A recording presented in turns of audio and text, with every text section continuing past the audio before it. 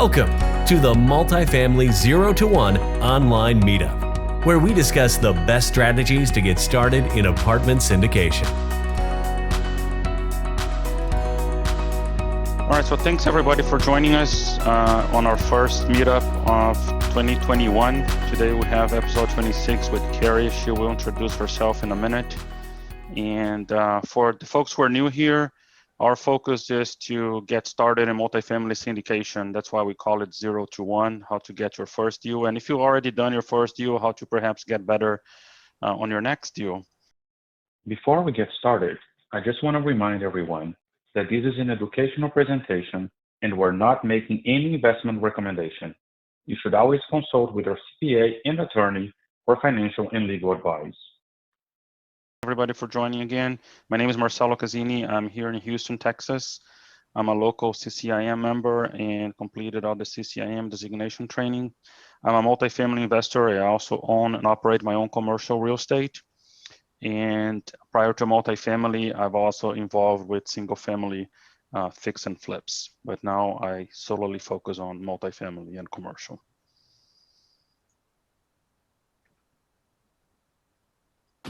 Okay, this is my wife Claudia and I. She unfortunately could not join us today for the first time.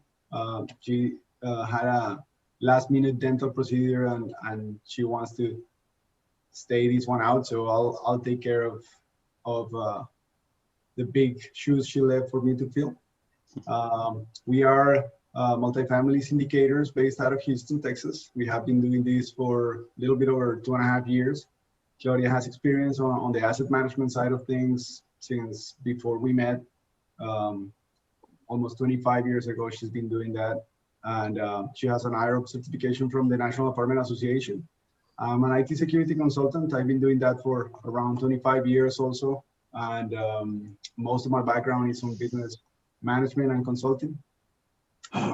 Right now we're invested in several deals and we syndicated our own deal in here in Houston a little bit over a year ago. All right, thanks, Martin. Carrie, do you want to go ahead and introduce yourself? Sure. My name is Carrie Young, and until 2 years ago, my husband and I had lived in Seattle, Washington for 25 years. He's had a 22-year career at Microsoft and he's still there. So we did what most people with a spouse who were working a W-2 job, we invested in our 401k and we went to a certified financial planner who we actually paid quite a bit of money to, and he kept us in 4 different funds. Every year we'd have a meeting and he would it was more like a social hour. And then we had a few bonds and we always every year would have to figure out how little we could live on in retirement based on what we were making now and what we were saving. And it got to the point that we had our accountant and she said, I feel terrible telling you what you're going to have to pay in taxes. And I said, well, you know, I've heard real estate is a good way to reduce taxes. And until this point, I was mostly a stay-at-home mom who was on all sorts of committees and didn't work full time, but just had a curiosity about real estate. And this was in 2014. And she said, oh, real estate's too risky. You don't want to do real estate. So, you know, I kind of couldn't buy it. So I started investigating and slowly over time, we found that there was lots of education out there on real estate. But again, that's looked at quite skeptically in our group. Like Microsoft won't let us move the money out of the 401k to be self-directed because it's too risky, because we might make a bad mistake and then not have money in retirement. So we decided to investigate this. We went to several mentoring groups and because we are a bit older, we decided that we wanted to cut timelines. So we signed up for a mentoring group so that we could harness their 10,000 hours of learning. By harnessing their 10,000 hours of learning in their context, we could kind of go bigger, faster. Again, we didn't have a lot of time to do this because we'd eventually like to retire my husband from his job. And he wants to join me in doing this. So we immediately, when we heard about multifamily, we decided to skip straight from, we weren't even going to do single family. We went straight to multifamily. And we overall have been in 20 passive deals. So we got, especially in that first year, the first year we joined was 2016. And then in 2017, as we met people who were doing deals, we went whole hog. So the bulk of our deals were done in that year. And overall, we've been very pleased. But since then, we got a new accountant, and he told me that if I was willing to work 750 hours a year, I could be a real estate professional as long as I had a property where I was asset managing. I was doing some work on the property, securing the property, taking tours on the property, or, working on the numbers. So I found a partner who also wanted to do that. And there was actually 3 of us, and we did that. So then in 2017, all of the income that we were making, both from our real estate and my husband's income, we got all our federal tax back. And, some people have said to me, that's extremely unpatriotic. You sound like Trump. But the fact of the matter is that the government is incenting us by writing in tax code what they want us to do. So they're saying, we don't really want to be in the housing business. We know we don't do well with it. We would like for you to be investing, and especially investing in the space where we invest, which is mostly working class housing, that a lot of times it just needs a little TLC and some attention paid to it to be a great, safe, and welcoming place for people to live. So again, we jumped in, right away. And since then we have paid we've basically, it's not that we pay, we get it back. We have to pay it, but we get it back. And we did cash out almost everything we had in the stock market. But even then we didn't have to pay huge gains on it because our losses from our properties. Now, granted, our properties weren't losing money, but because we could write off the depreciation and we could write off the expenses, that added up to offset my husband's income. Mm-hmm.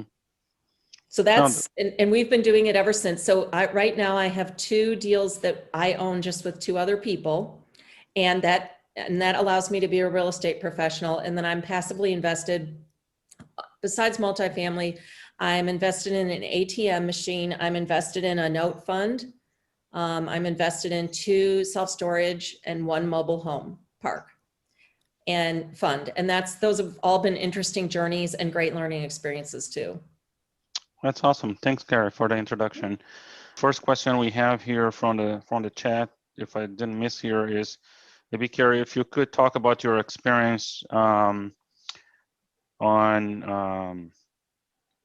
I think you already typed it, but maybe you can expand on it about your due diligence on the first year of your properties. So I didn't really do enough in general. We've now moved to Dallas 2.5 years ago, but at the time I committed to coming once a month. And my rule was that I always had to drive by the property before I invested in it. But honestly, I did very little due diligence on the market because at that time, everyone was just saying, you can't go wrong in DFW, you can't go wrong in DFW. And most of my deals there, with the exception of Albuquerque, were in DFW. I'm part of a mentoring group. Like I said, and we have lots of meetups. So all these people I did get to meet personally, and I did get to know them a bit. So it was not just a completely blind, out of the blue, but no one really tells you how to do due diligence when you're in mentoring groups, because many times I think if they told you, this is just my personal opinion, you might not invest in quite a few of the deals that come out. So there's that downside.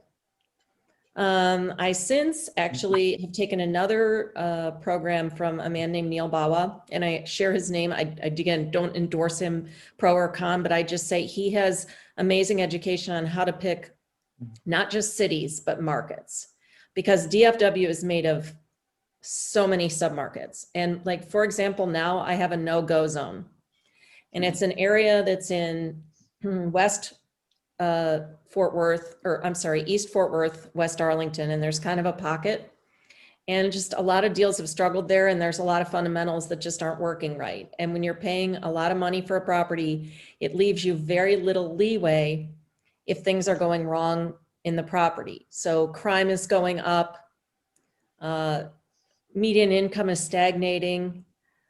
Those kind of things aren't going to give you the leeway that you need when inevitably nothing quite goes to plan. And so what you do by picking an area that is more favorable, both with the city and the neighborhood, is you give yourself a better chance, or the sponsor gets a better chance to have the market working with him instead of against him. So in my first deals, I was just saying, I invested in 8 deals right away because I thought I would never see another deal and there might never be another deal. So I kind of went crazy.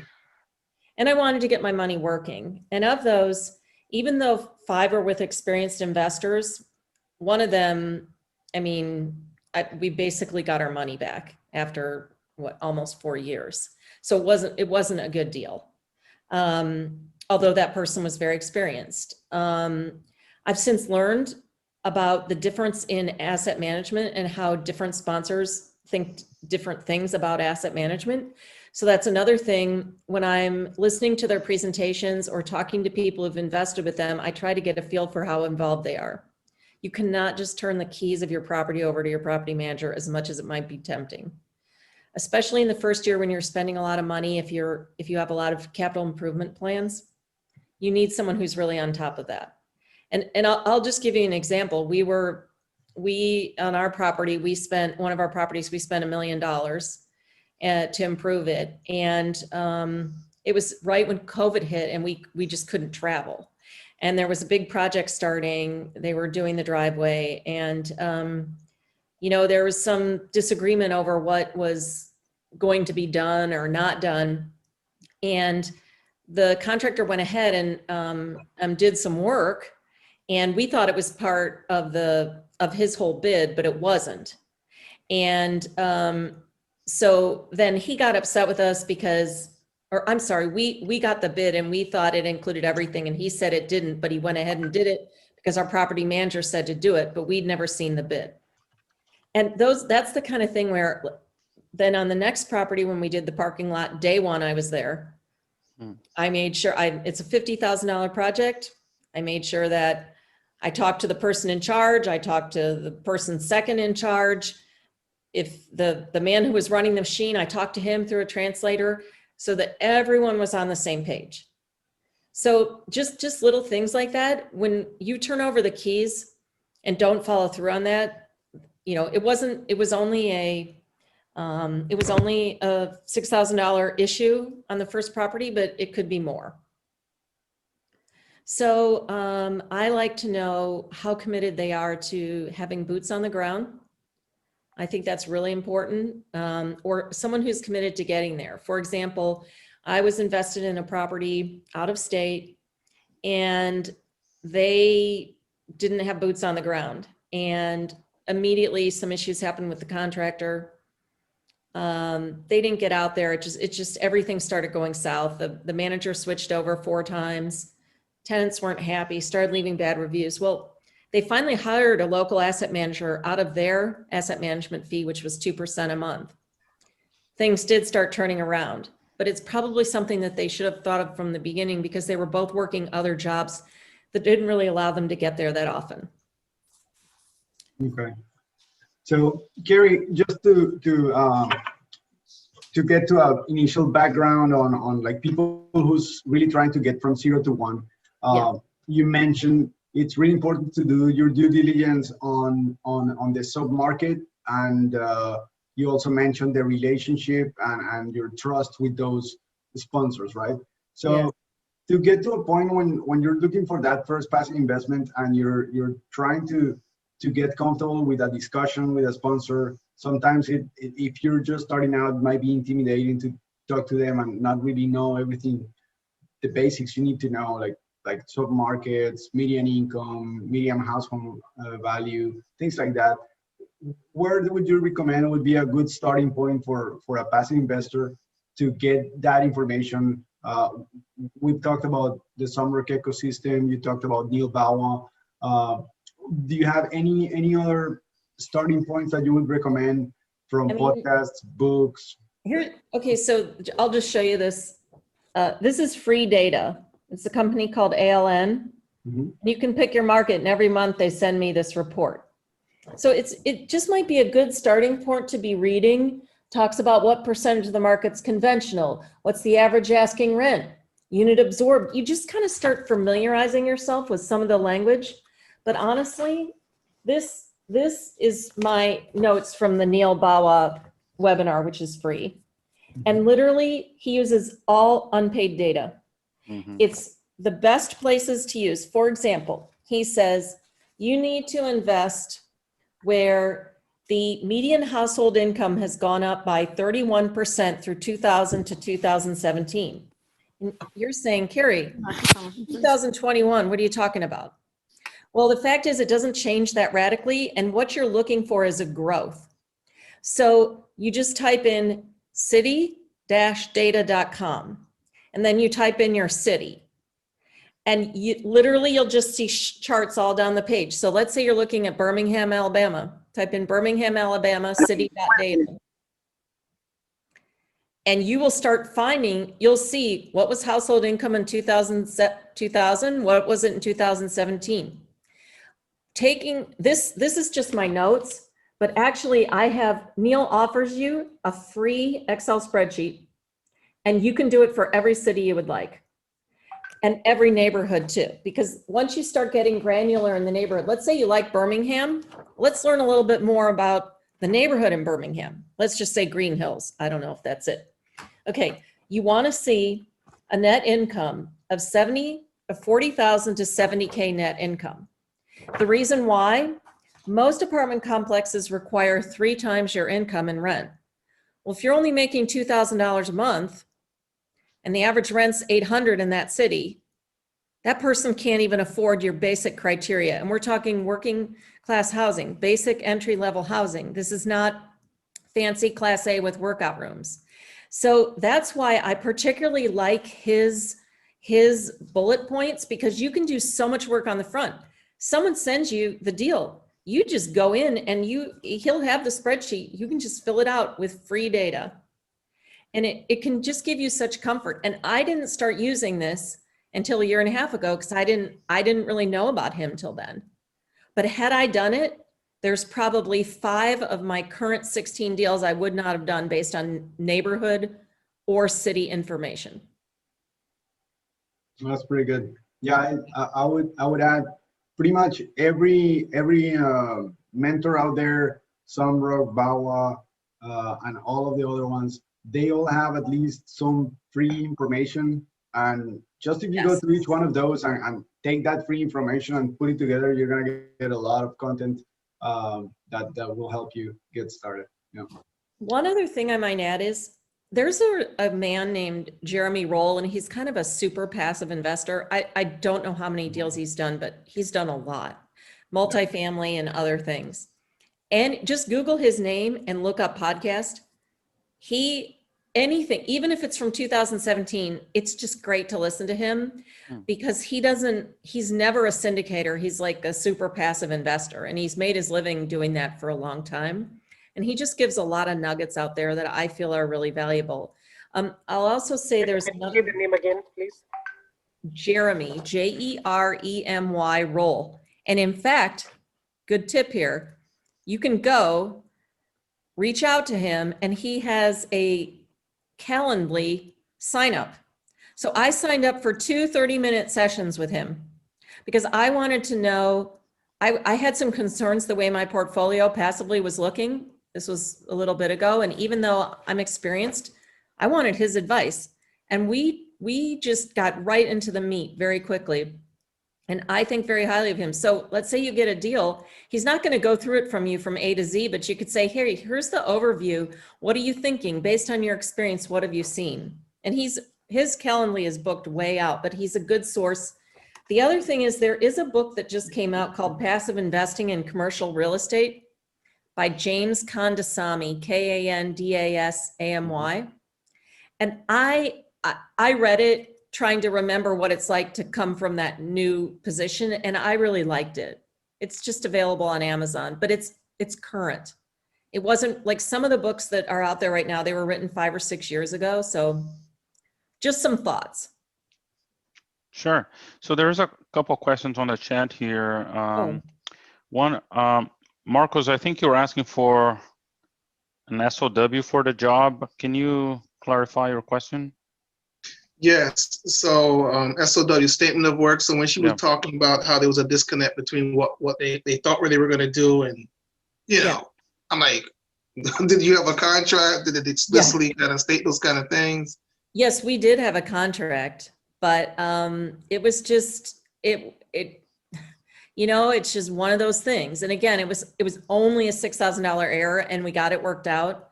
And we also put 10% in our budget, like they advise you to do. So of our million, 100,000 was for what might happen. But these things happen. And let me tell you, when you're working on a lot of projects on a property at once, it gets wild quickly. You know, it just, there's a lot of people. And remember, you're going to be new to the property. And a lot of times your property manager and your on-site manager and your maintenance person are going to be new. So everyone's new, and you have this big goal of putting in all all these changes, and it just, things just get rolling fast. So that's why if someone can be there to just, you know, eyes on it, you know, you're going to be doing, like we had to have a bunch of work done with a welder. You know, we met with him, even though we had a general contractor, just, you know, eyes on it. Let's talk about it. So, oh, paint color. We use a decorator to choose our paint color, but you know what? Our painter said, until we're going to put up a swatch, and until you come over and put your eyes on it and tell us you like it, we won't paint it.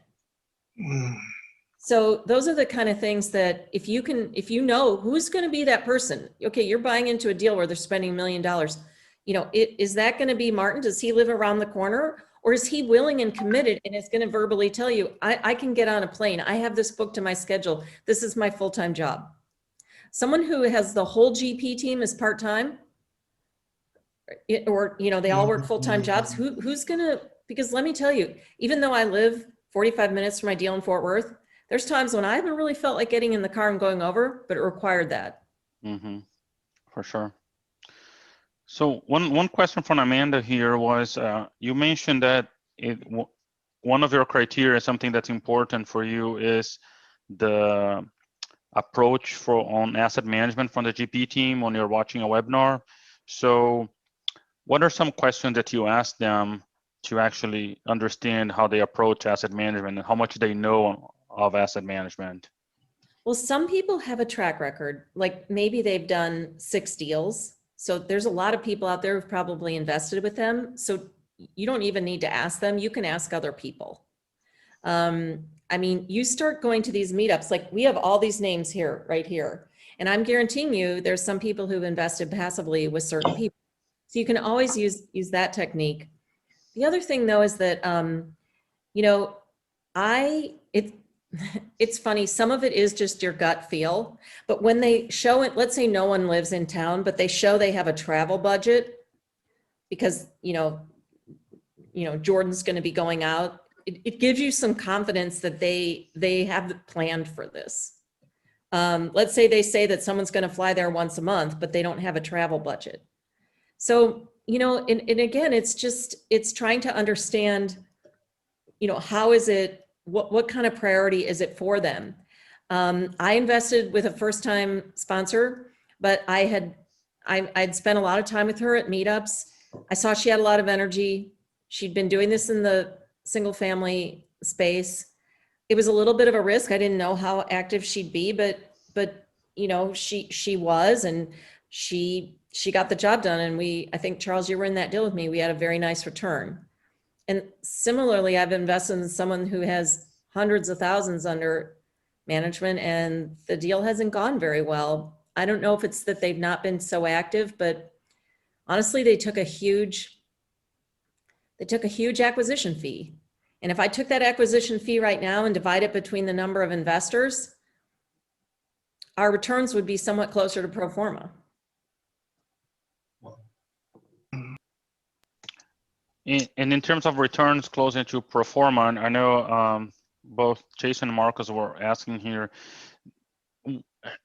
based on all of the deals that you invested, what do you think you find that who are the sponsors that can meet pro forma the most? Do you feel like it's related to their track record, or is it related to the fact that they do they focus on asset management? What are some of the have you found any correlation on the sponsorship team versus meeting the pro forma? You know, that's a tough one. First of all, once I learned Neil Bawa's way, I went back and I saw why one of my deals that I invested with a sponsor and was an absolute home run, the next one has not been. It's the neighborhood. The median income is $26,000. It's the crime in the neighborhood.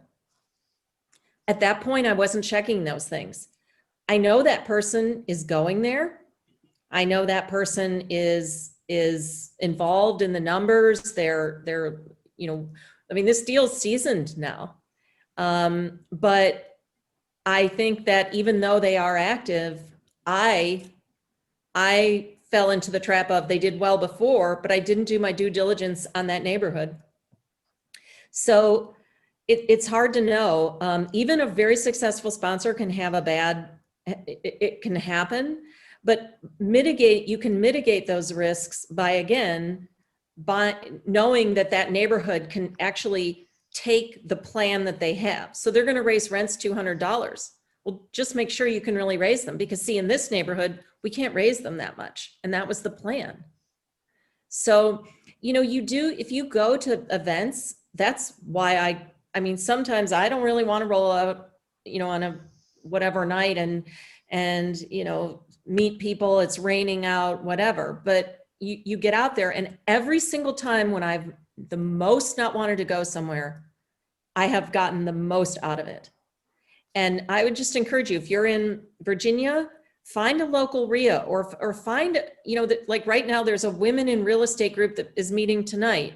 It's all women who are in multifamily. There's some brokers in there. There's some property manager, regional managers. There's some owners, and you just start picking things up and you get a good sense. And I will say, there's one sponsor that I invest with. I'm in my third deal. And part of it is he has a really proven plan and track record that he follows on every single one of his deals. And some people can't stomach it, but he gets in there.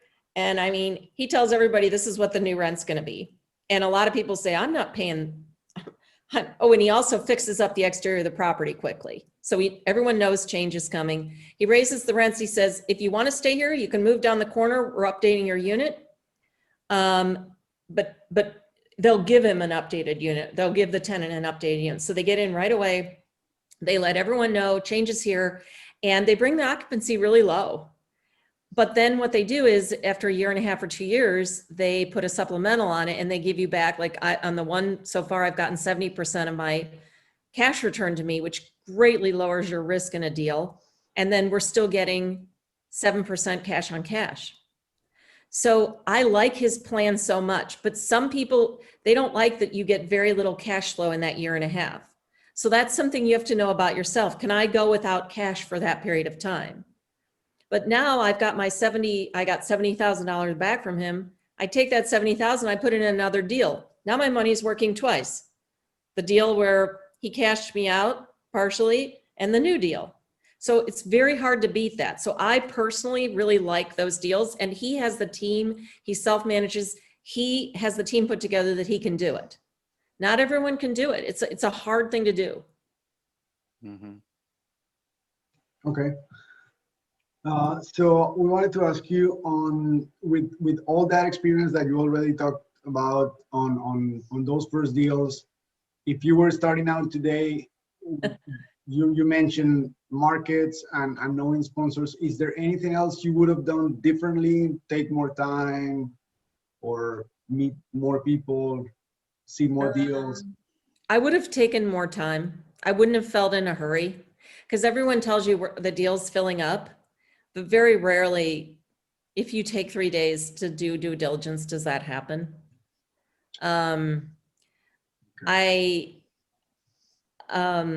what are some other things? I'm just trying to think. I ask a lot of people. I mean, you know, Charles and I will talk. Charles is in a lot of deals, you know. One time I actually reached out to the lender. I have a relationship with the lender and I just wanted to know a couple things. And see, that's what starts happening when you've been here a while. People know you're serious. And but I wouldn't be afraid to reach out to all the contacts I could find. I feel that it's your money and nothing is off base. And you know, I asked someone recently for the T12 and the rent roll because I just wanted to look through the numbers myself and feel them, see them, touch them. And it took them like 2 weeks to get them to me. And I'm not saying I was upset because there was plenty of time, but you know, when you're a sponsor and you want people to invest in your deal, you need to be like, have those things lined up in a file and press send, send, send, send, send, send. Yeah, absolutely. So you are not getting that information on your regular reports? No, it was before I was prospectively looking at the deal to invest in passively. Yeah. So you were looking at the seller's T12 on their roll. Okay. Right. Uh-huh. Oh, Yeah. okay. And also some people won't share. Usually most people have a spreadsheet. I'm going to share another good one now. There's a spreadsheet that most people use and some make it up. Some use their lenders. Some have one from a mentor, however they got it. Some buy them online. You can do that. But oftentimes they'll just send you the PDF. So if they're willing to, I have a couple sponsors who are willing to send me their live Excel file, and then I'm experienced enough, I go in and start moving some numbers around to see, you know, what happens if in fact only half the rents can be raised in this amount of time. Because my key thing is I don't ever want a capital call. I don't want to hear from the sponsor that they need my money. I want to know that, see how low we can bring occupancy or cash, and then what will happen towards our debt payments.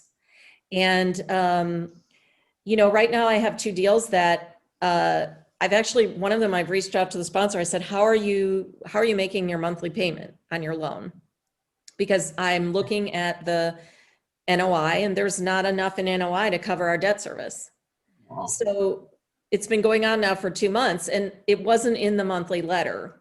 And so just those kind of things, paying attention. But they haven't asked us for a capital call, but that's why I like doing this moving the numbers up and down in the spreadsheet. But here's the thing. Let's just say that you say, you know what, I have to do that spreadsheet on my own. I don't know, I don't have one. Okay, there's a company, and just a second, I need to pull it up on my screen because I have a hard time saying the name. Okay. But it's called Tactica, TACTICA. And they have a free multifamily apartment pro forma Excel template. And I'm just seeing, I might be able to pull it up here and see if we could, I'm just looking here. Would it be helpful if I pulled it up real quick? Sure.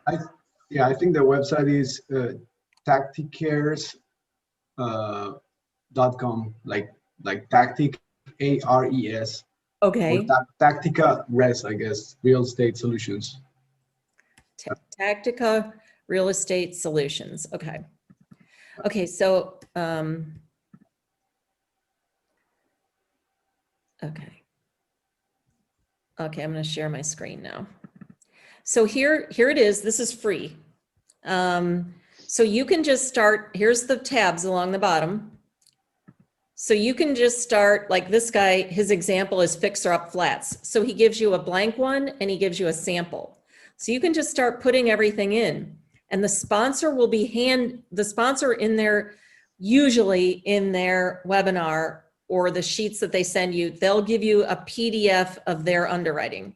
So you can take some of the things that are in that PDF, like the unit mix, and you can just plug it in for yourself. Then you put in financials. What did they have in here for laundry reimbursement, reimbursement for RUBS, and then here's all their expenses down here. What do you think real estate tax is going to be?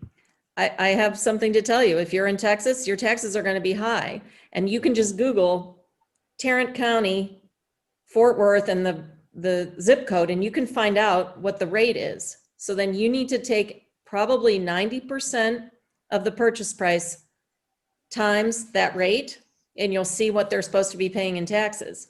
And I am personally was in a deal where they didn't estimate this right, and it caused the deal to not be successful. So that's something that you can just do on your own. And it's smart to get to understand this. Like, he's talking an assessment increase here of 3.85.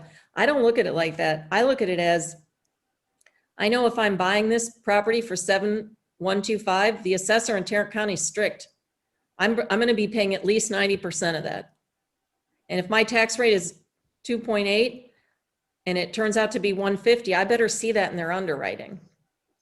So those are just little things you can do. It takes time, it does. But I won't invest passively anymore unless I've done that. And I have my own spreadsheet that I paid someone for, so I can use that. But this one, I found it recently. Have you ever heard of it, Martin or Marcelo? No, I hadn't. I hadn't Yeah. either. That's good. Yeah. Yeah, it looks Yeah. very interesting. Yeah. Mhm. And I know there's some people that, like Sunrock, you have to be part of their team, and there's other people that they just sell it out. I think it's like $150 or something like that. So you can buy one of those too. But this seems pretty comprehensive. Yeah. Yeah. Thank you, Carrie. Mhm. The other thing was separate from the sponsor and the submarket. Talking about the property itself, are there any deal killers where you would say, no, I'm not going to invest on that because, I don't know, chillers or flat roofs or anything like that? Any deal killers for you? You know, as far as the physical plant, so I do drive by, and let's just say that they have said that they're just going to put up some cedar siding, but painting isn't in the plan. So I drive by and the property looks like it needs more than just cedar siding. That kind of thing might make me walk away. I just want to see that what they're saying is what's matching the business plan. I will say this. So I have a 64 property and a 68 property. One's chiller, boiler, one's just boiler with in-unit air conditioning units. We are always having niggly expenses on them. And one of our boilers only 3 years old. It just happens. So you need to make sure that if it is an older property and they're not replacing those items, they need to have a healthy repair budget that can handle that. Because again, I know what we budgeted, let's say, and it's not like we were wrong, but it's honestly a little more than we thought. And we had the person doing our due diligence. I mean, they looked through all that. It just happens. Yeah. I think, Marcus, did you want to ask a question? Yes. Hello. Hi, Carrie. How are you? Hi. So earlier you were talking about how you invested with an investor, one or two investors that were very experienced, been through a number of acquisitions in the past. And dispositions. Oh, wonderful. Full Even cycle. better. Yeah. And but those particular handful of GPs you were referring to didn't perform well. And in fact, they performed less than pro forma. And so my question is, I'm wondering, because I do a lot of GP vetting, I'm wondering if there's a correlation between validated track record and performance, verify actually, whether it's through looking at their actuals versus their pro forma on past deals, and or talking to sampling of investors from across a sample of their exited deals, things like that. And if you found a correlation between that two. I know that this particular person it's very experienced, and they've had deals that have been great and deals that haven't. Within DFW, even one within Fort Worth, and one does well, one doesn't. I honestly, on that one, I think the part of it was the location. It turns out I talked to a local Fort Worthian, which I think that's a funny name, but that's what he called himself. And he said, oh yeah, the people that they want for tenants don't want to live there. It's too far out on the Beltline. I was like, oh gosh, where were you when I was buying this property? So I'm not saying they're running it poorly. In fact, their collections are amazing within COVID. They're almost 100%, which is amazing. They're paying attention. But the business plan for that location doesn't work. Plus they took a big acquisition fee. I don't like acquisition fees that are huge. Like, you know, when you're talking $600,000-$700,000 acquisition fees, it really needs to be justified because it can really skew your deal. The 3 deals I'm in that took big acquisition fees are not performing anywhere close to pro forma. I mean, it's just, this is anecdotal, right? Yeah. And I have a sponsor who's done better and better and better, and they're now taking a little bit of a acquisition fee, but you know what? I'll pay it because I'm very pleased with them. Would you be willing to share who is your favorite GP performer? I'd share it privately with you. I don't want to. No problem. I have several actually. All right. Yeah. I'll reach out to you. Yeah, I'll bring up the email again, Marcus, and then if you can send her an email, that'll be good. Amanda was asking, Carrie, like besides return, do you have other data that you watch and track on a monthly or bi-monthly update on your passive investments? No, you really don't get that data. Most sponsors send out monthly letters, and then it varies between sponsors. Some will literally send you every piece of paper they got from the property manager. They'll send you, and they'll send it in PDF and they'll send it in Excel. So, you know, so there's that. Now some are quarterly. Some of my sponsors do quarterly, but quarterly letters and quarterly sending out. But some people, they'll only send you the T12 and the rent roll. So if you want to look at the ledger, you'll need to ask them for it. And here's what I did. Charles knows this story, but I started looking, a property wasn't doing well. I started looking in the ledger, and there was just some things that I questioned in there.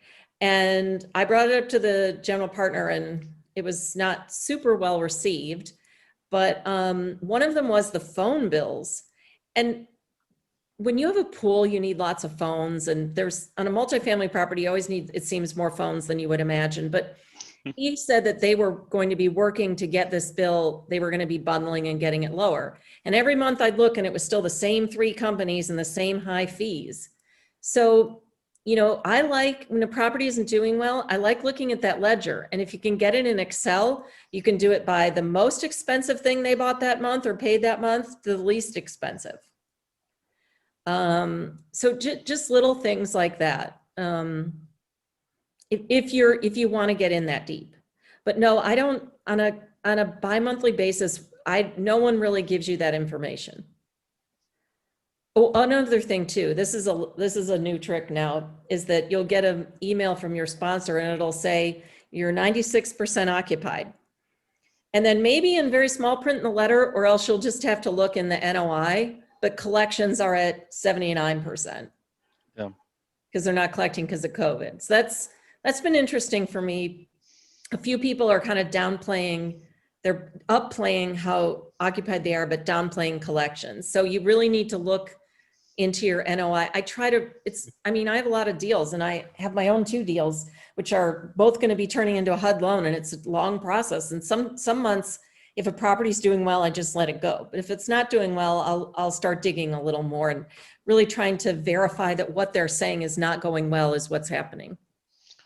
Yeah, I think you mentioned an important point there, knowing the difference between physical occupancy and economic occupancy. And yes. I think I've seen some of that on some of my investments as well, where they downplay the economic occupancy and they highlight the physical occupancy. So I just got a letter from someone who I very much respect, and the deal is not going well at all. It's probably my worst performing deal. And thankfully it's an interest only period, so we can make the payments. But that person literally, I don't want to say they wrote a novel, but they went into extreme detail on what they're doing, what's going wrong and what they're doing. I would invest with them again. They don't live right by the property. It's a little bit of a drive for them. They're out there twice a week. They're sending pictures. They're picking up trash. They're setting an example for their property manager. They're working really hard. And I still believe in the same fundamentals of the deal. COVID's just, it's really, their population base has really been hurt hard, and they had a bad property manager who was pulling fast ones on them. But I appreciate that. And I like to hear everything. I don't tell me everything's going well and I look at the NOI or we don't get a distribution and it's not. So when I'm thinking of reinvesting, I like those sponsors who are very detailed about what's going wrong and what they're doing to fix it. And I think at a bare minimum, you, especially when it's not going well, you owe those explanations to your investors. Mm-hmm, for sure. Now, Carrie, for somebody who may be starting now and looking to invest on their first deal, given where we are with COVID and the economic cycle and everything, what would be your best advice for someone trying to get into their first passive deal at this stage of the market? Well, for a while it was that if someone bought a deal, they would get an income guarantee for a certain number of months. So the seller would say, for 3 months, I'll guarantee you're going to get $100,000 a month in your income, or else I'll make up the difference. That isn't happening anymore. And in fact, you know, prices, it's a very competitive market, and there's a lot of bidding and outbidding and overbidding and, you know, call for offers, you know, best and best of final call for offers. So I'm looking at deals right now. I'm considering investing in a deal right now passively, and we're looking at deals to purchase as well to be, you know, as GP. But I'm all the more I'm looking at the neighborhoods and the cities and just really trying to make sure that business plan is matching everything on the property. So I would say if you're really serious about it, I would set aside 2 or 3 hours to vet any deal at this point. And not just listening to what they say. Yeah, that makes sense. And do you wanna mention what is some of the, and talk about something that went wrong? What are some of the, maybe it's something that one of the worst things that happened to one of your deals? Do you wanna mention some of that? Let's see. Well, I would say getting not following through properly on a tax, the word is escaping me. It's called a dispute, but there's a special name for it. Protest. Protest, thank you. So you first protest and you get your result. And then if you don't like the result, you have to go to the next level and basically go to like tax court. And we should have done that. And it didn't get done. And from there, it was such a huge difference in the amount that was written in the pro forma versus what we had to pay. It just set everything awry. The other deal was the manager and the regional were, they were letting in unqualified people. And you know what? I've had this experience. We had to replace a property manager because of this. It's really hard to tell. I started suspecting it, and I asked her for some documentation paperwork, and it was, you know, oh, this and that, my back hurt, that. And so I went in the office one day and I took my scanner, day that she was sick, and I took my scanner. I scanned in all these leases. I just wanted to see it all myself. I wanted to see the paperwork. I wanted to understand it. Like 6 people she gave move-in specials to that we hadn't approved. And she never called their the prior apartment they lived in. On it, she wrote, what did she write? Oh, they lived at home. Well, you know what I did? I looked at their prior address, typed it in Google. Guess what? They lived in an apartment. So unfortunately, we suffered from that because because of this. But the thing is, I'm really close to my property and I started suspecting it. It's hard when you've got 6 properties you're asset managing. Things happen. And that's basically what happened there. But they let in like half the new people were this situation. I think it's about 200 units. So, imagine you've got 100 people who essentially aren't qualified, and then COVID hits. Yep. That's definitely tough. Yeah. Before we start wrapping up, any other final questions you guys want to ask Carrie? Just want to give everybody Carrie, a chance. hi there, Carrie, it's Jim Wanup here. Just a question for you. Is there anybody in the industry that's well experienced that will vet deals for you? And I'm not talking about the groups,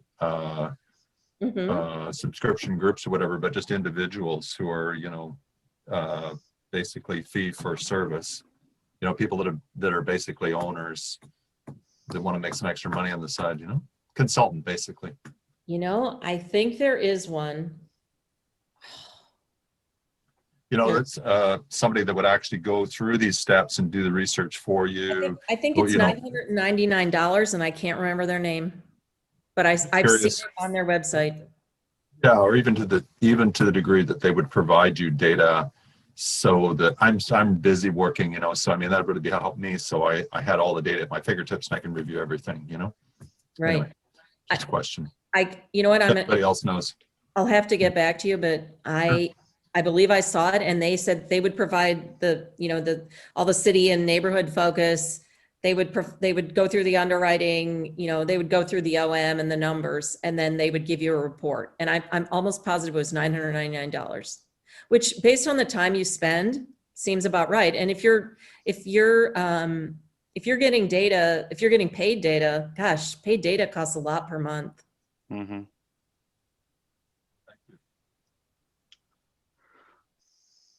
All right, so let me just share a couple other things here. So I pasted, for everyone, I pasted our link to our YouTube channel. I'm gonna go ahead and paste it again. So if you missed any of our prior meetings, if you subscribe to our YouTube channel, you can see all of our prior meetings.